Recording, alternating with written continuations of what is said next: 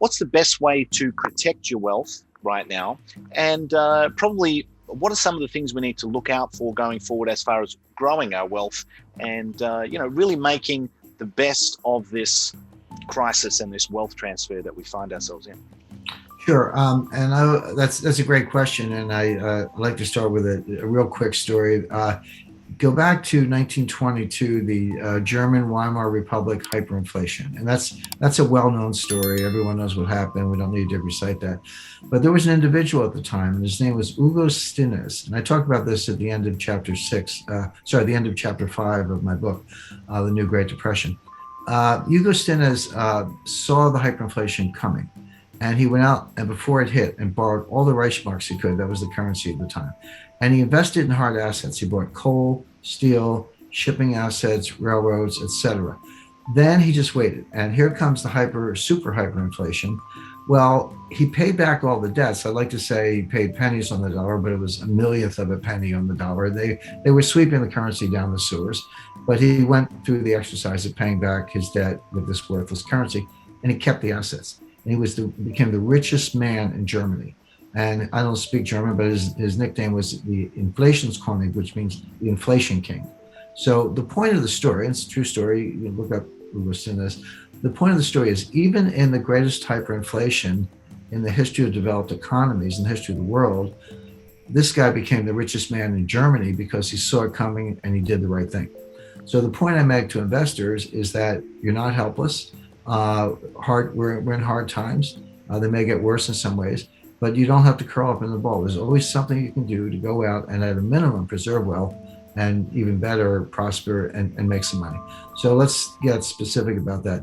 The first thing, and I hate cliches, this is going to sound like a cliche, but it's important to explain what it means, is you need to have diversification. Now that sounds obvious. Every economics teacher will say you have to diversify your assets, but people don't really understand it. I've run into investors and they say, well, I'm highly diversified. I've got 30 separate stocks in 10 sectors. I've got semiconductors, consumer non-durables, utilities, et cetera. And I go, no, you're not diversified. You may have 30 stocks, but you have one asset class. It's called stocks, and they go up together and down together, and you're not protected at all.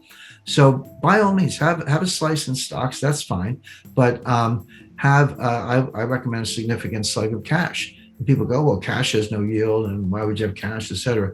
But cash, first of all, if we have deflation, not inflation, cash could be your best performing asset because the real value of cash goes up in deflation. Your money is worth more, even though there's no yield, because it has more buying power. But more to the point, here's what's not well understood. Cash has embedded optionality. If you're the person, right now visibility is poor. We don't know exactly what's going to happen. I have a forecast, but you've got to really constantly update it. But as visibility improves, and we can see who's going to win the tug of war between deflation and inflation, if you're the person with cash, you can pivot. Maybe you want to buy more gold because here comes inflation, or maybe everything ends well and you want to buy more equities instead. Well, you can do that if you have cash. If you throw all your money in private equity, and you decide that's not such a good bet, good luck getting your money back from Henry Kravis. I mean, he's a great private equity manager, but he's not going to give you your money back early. You're stuck. So it's a good idea to keep some cash in reserve. Beyond that, some alternatives, some room for private equity, room for venture capital. I highly recommend residential real estate in what I call go-to locations. Let me just explain that briefly. Right now, we're seeing it in the United States, but I don't doubt you're seeing it in Victoria and Melbourne and elsewhere.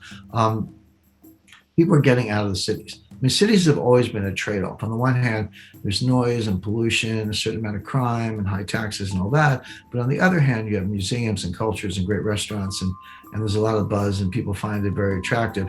And on balance, people have accepted the trade-off. They'll say, I'll take the excitement of the city despite the inconveniences. And they've always been magnets for talent, lawyers, bankers, artists, writers, other professionals, actors, etc.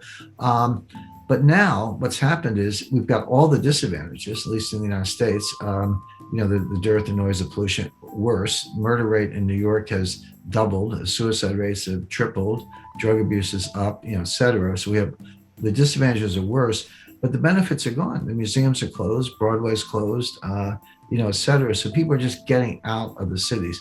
And so residential real estate in places like Los Angeles, New York, San Francisco, Seattle, elsewhere, and I dare say Melbourne, are actually collapsing. But you say, where are they going? In the United States, they're going to Miami, Nashville, Tennessee, Austin, Texas, Boise, Idaho, Phoenix, Scottsdale, and some other kind of magnet cities. So basically, residential real estate in the places where people are going. Miami is red hot right now. Phoenix, red hot. Austin, same thing. So there are good opportunities there. Commercial real estate, forget it. It's nowhere near the bottom. Probably wouldn't even look at it for maybe another year. And then finally, gold. I recommend 10% gold. People, I talk about gold all the time, and people always want to put words in your mouth, and they go, well, Jim Rickards says, sell everything and buy gold. I've never said that. I don't believe that. It's not the end of the world. We'll get through it. We'll muddle through.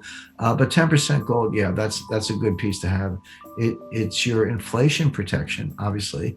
It's also, if it's physical gold, it's a non-digital asset. If it's gold miners, it's a leverage bet, so you can make even more money. But people don't understand that gold does very well in deflation. In 1929 to 1933, the longest period of sustained deflation in U.S. history, gold went up 75%, from $20 an ounce to $35 an ounce. There's a reason for it. That's going back to what I said earlier. Governments get so desperate in deflation that they devalue the dollar and raise the dollar price of gold to get inflation. So gold ends up being the vehicle to break the back of deflation, which they have to do. So gold does well in just about every state of the world. In conclusion, as we navigate the complexities of today's economic landscape, the wisdom of historical experiences guides us towards sound wealth protection strategies. The story of Hugo Stinnes during the Weimar Republic's hyperinflation serves as a powerful reminder that even in the face of economic challenges, strategic decisions can lead to wealth preservation and prosperity. Diversification takes center stage as a misunderstood yet crucial aspect of building a resilient portfolio. Genuine diversification goes beyond superficially spreading investments, and our exploration has shed light on what it truly means to safeguard wealth. The often underestimated role of cash emerges as a key player, offering not only stability during times of deflation but also the flexibility to pivot as economic conditions evolve. Real estate in strategic locations, venture capital, and a calculated allocation to gold round out a comprehensive approach to wealth management. As we confront the uncertainties of the financial landscape, these insights aim to empower investors to make informed decisions, whether they're protecting existing wealth or seeking opportunities for growth. The path forward may be uncertain, but armed with knowledge and a diversified strategy, investors can navigate these waters with confidence and resilience. If you found value in today's insights and strategies for protecting and growing your wealth, don't forget to show your support by giving this video a thumbs up. Your likes and comments are not only appreciated but also contribute to spreading valuable financial knowledge. For more content on navigating the intricate world of finance, wealth management, and economic insights, make sure to subscribe to our channel. By subscribing, you'll stay updated on the latest analyses and strategies to help you make informed decisions in these dynamic times. Thank you for tuning in, and we look forward to having you as part of our growing community. Until next time, stay informed, stay empowered, and stay ahead in your financial journey.